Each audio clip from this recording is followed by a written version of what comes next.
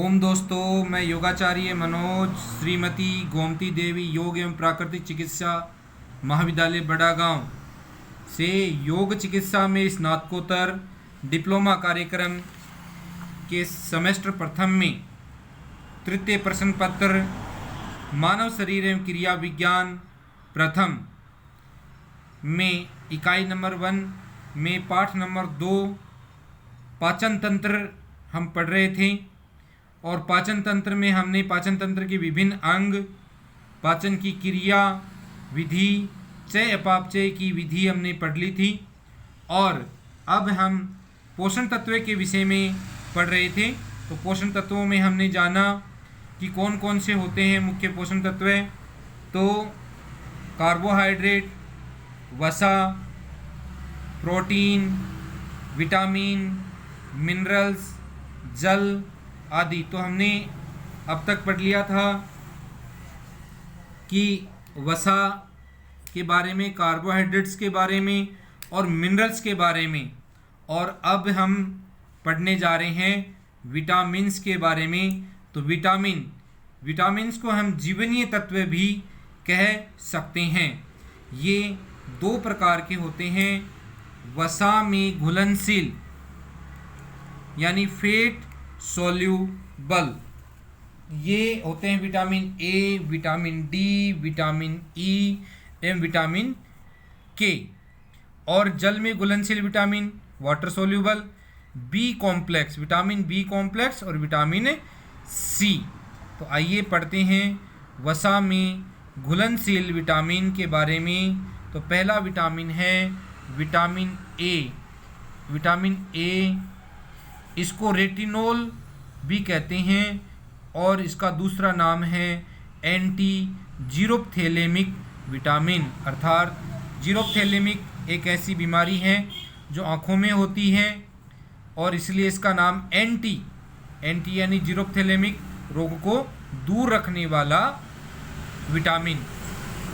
यह है beta carotene के रूप में, इसका स्रोत है विटामिन। ये बीटा कैरोटीन के रूप में फल व सब्जियों में पाए जाते हैं।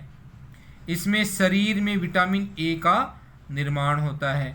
हम फल एवं सब्जियों से बीटा कैरोटीन हम लेते हैं और हमारा शरीर विटामिन ए का निर्माण करता है। तो कौन कौन से स्रोतों से हम विटामिन ए लेते हैं तो जानते हैं।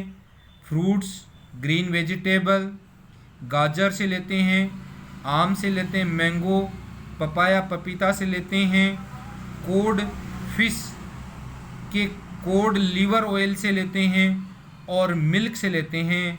इन तत्वों से हमें विटामिन ए मिलता है। प्रतिदिन मनुष्य को विटामिन ए की आवश्यकता 5000 इंटरनेशनल यूनिट होती है। प्रति रोज विटामिन की आवश्यकता रहती है मनुष्य को 5000 इंटरनेशनल यूनिट। आइए जानते हैं विटामिन ए के कार्य। फैटी एसिड, एमिनो एसिड के चय उपापचय या मेटाबॉलिज्म में भाग लेता है। रेटिना में कोन्ड टाइप की सेल में आइडोपिज्म पिगमेंट्स होता है जो कि कलर के लिए होता है। इसके एक्टिविटी के लिए विटामिन ए की आवश्यकता होती है। विटामिन ए रेटिना में रोडोपिज्म पिगमेंट के बनाने के लिए आवश्यक है। विटामिन का ये बहुत इंपॉर्टेंट कार्य है। आइए इसे पुनः समझते हैं। रेटिना के अंदर कोन्ड टाइप की सेल्स होती हैं कोन्ड टाइप की, जिनमें आइडोप्सिन पिगमेंट होता है जो कि कलर के लिए उत्तरदायी होता है। और विटामिन ए रेटिना में रोडोप्सिन पिगमेंट के बनाने के लिए आवश्यक है। और रेटिना में विटामिन ए का रोडोप्सिन का पिगमेंट बनेगा तो ही हमारे को जो सामने से जो भी प्रतिबिंब दिखाई दे रहा है उसका सही से रेटिना में ज्ञान हो पाता है। विटामिन ए म्यूकस मेम्ब्रेन, जो स्लेश में कलाएँ होती हैं, उनको स्वस्थ रखने के लिए भी आवश्यक है। विटामिन ए इम्यूनो सिस्टम, प्रतिरक्षा तंत्र को मजबूत बनाता है। आई की गोबलेट सेल कॉन्जुगेटिवा की वृद्धि विकास के लिए भी आवश्यक है। अश्रु ग्रंथि लैक्रिमल ग्लैंड के स्वास्थ्य के लिए भी विटामिन ए आवश्यक है। अर्थात आँख के लगभग संपूर्ण कार्य के लिए विटामिन ए की आवश्यकता होती है। जब शरीर के अंदर विटामिन ए की कमी हो जाने लग जाती है तो आइए कौन सी डिफिशियंसी हो जाती है, कौन कौन से रोग हो जाते हैं। तो ये है नाइट ब्लाइंडेस यानी रात्रि अंधता, इसे हम रतौंधी के नाम से भी जानते हैं। दूसरा जीरोप्थेल्मिया, शुष्क अक्षिता, ड्राई आई या बिटोट स्पॉट्स, एक आँख के अंदर एक स्पॉट बन जाता है, बिटोट स्पॉट्स उसे नाम दिया गया है। और टोएड स्किन हो जाती है, स्किन टोड हो जाती है। तो इस प्रकार से ये डिफिशियंसियाँ हो जाती हैं विटामिन ए की कमी से। Night blindness, xerophthalmia, Bitot spot, toad skin. चौथा, विटामिन ए की कमी से इन्फेक्शन या संक्रमण की संभावना भी बढ़ जाती है, अर्थात उसकी इम्यूनिटी कम पड़ जाती है। आइए अब जानते हैं विटामिन डी के बारे में। तो विटामिन डी के बारे में जानेंगे। तो विटामिन डी ये एंटी रिकेट्स विटामिन होता है या सनसाइन विटामिन भी इसे कहते हैं। इसकी डेली रिक्वायरमेंट हमें 400 से लेके 1000 इंटरनेशनल यूनिट प्रति रोज रहती है, डेली रहती है। आइए इसका स्रोत क्या क्या है। होली बट लीवर ऑयल और मिल्क और सन बाथ में भी विटामिन डी का निर्माण होता है। और इसके कार्य जानते हैं। कैल्शियम व फॉस्फोरस के उपापचय मेटाबॉलिज्म के लिए आवश्यक होता है, अर्थात कैल्शियम और फॉस्फोरस को हड्डी के अंदर जमाने के लिए इसकी विशेष आवश्यकता होती है। आइए इसकी डिफिशियंसी के बारे में जानते हैं कि इसकी कमी से कौन कौन से रोग हो जाते हैं। बच्चों में रिकेट्स हो जाता है और बड़ों में विटामिन डी की कमी से रिकेट्स हो जाता है और बड़ों में ओस्टियोमेलिया हो जाता है, अर्थात हड्डियां उनकी कमज़ोर पड़ने लग जाती हैं। साथ में डेंटल कैरीज हो जाती हैं, यानी दांतों के अंदर कैरीज हो जाती हैं, दांत खराब होने लग जाते हैं। और टिटेनी अर्थात शरीर में संकुचन हो जाता है, शरीर संकुचित हो जाता है। तो हमने विटामिन डी के विषय में जाना। आगे हम जानते हैं विटामिन ई के विषय में। फैट सोल्यूबल विटामिन की चर्चाएं हम कर रहे थे।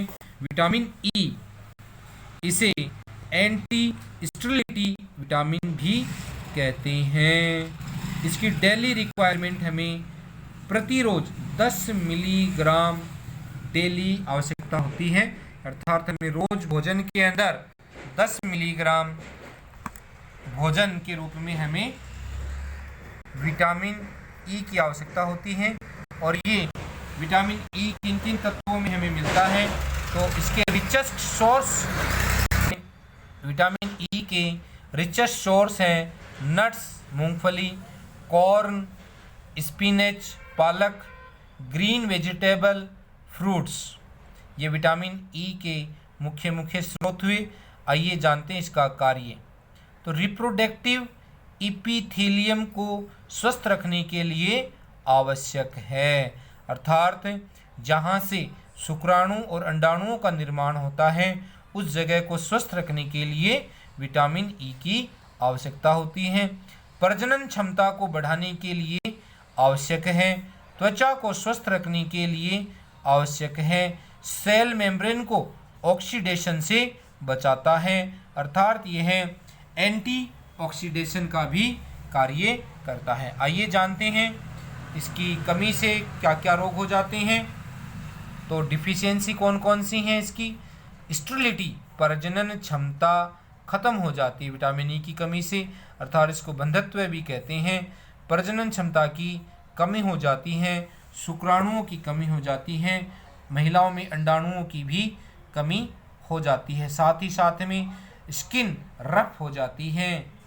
तो हमने जाना विटामिन ई के बारे के अंदर कि विटामिन ई से हमें क्या कार्य करता है, रिचेस्ट सोर्स क्या है, और उसकी प्रजनन, उसकी कमी से क्या क्या रोग हो जाते हैं। आइए जानते हैं विटामिन के विषय में। विटामिन के कोगुलेशंस विटामिन कहते हैं। कोगुलेशन अर्थात वह विटामिन जिससे रक्त का थक्का जमता हो, अर्थात कभी हमें चोट लग जाती है और चोट लगने से रक्त का बहाव होने लग जाता है, उस रक्त के बहाव को रोकने के लिए बहुत ही लाभकारी विटामिन है। इसकी डेली रिक्वायरमेंट, रोज हमें आवश्यकता रहती है 7 से 10 मिलीग्राम डेली। इसके सोर्स कौन कौन से हैं?